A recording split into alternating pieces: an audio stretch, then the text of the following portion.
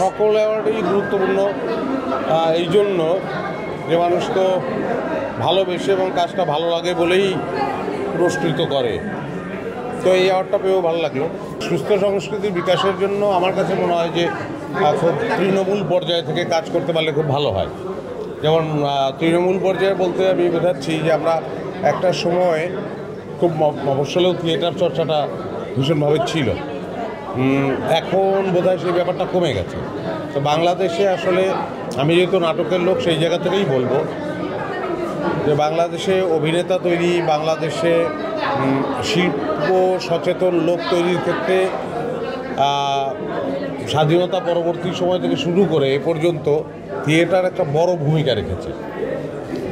So আমি আরও একটি কথা বলতে চাই যে এর প্রয়োজনও এই জন্য যে আসলে একজন সংস্কৃতবান লোককে, ইংরেজিতে আমরা কালচার্ড বলবো, এই তো একজন সংস্কৃতিবান লোকই সমাজের জন্য দরকার, যিনি আসলে সুস্থ সংস্কৃতি আসলে সমাজে সুস্থতাই দেয়, এবং সেই সুস্থতা তো নিশ্চয়ই আমাদের দরকার, এবং সেটা সংস্কৃতির মধ্য দিয়েই আমি অনুভব করেছি আমার জীবন দিয়ে।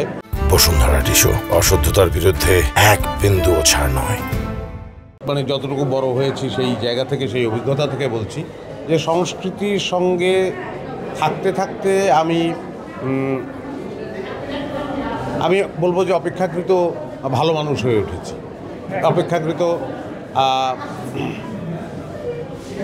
মানে আমি বুঝতে পারি যে কোনটা সুন্দর, কোনটা অসুন্দর, কোনটা করা ঠিক না, কোনটা আরেকজনের জন্য ক্ষতিকর, আমার কোন পদক্ষেপ আরেকজনের জন্য ক্ষতি করছে। তো সেইটা আমার কাছে মনে হয় সেটা খুবই প্রয়োজন এখন। এই সংস্কৃতি ঘেঁষা হওয়া মানুষের জন্য খুবই জরুরি, কারণ একটা মানুষ যত সংস্কৃতির কাছে থাকবে তার এই বোধগুলো তৈরি হবে।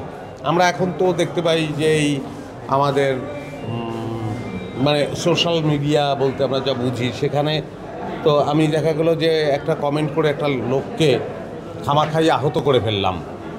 কিন্তু আমি যদি সংস্কৃতির সঙ্গে থাকি, কালচারের সঙ্গে যদি আমি থাকি, সেই অভ্যাস যদি আমার থাকে, তাহলে আমার মনে হয় না যে আমি একজনকে মানে শুধুই একটা যাচাই বাছাই না করে, বিচার না করে একটা কথা বলে আহত করে ফেলবো।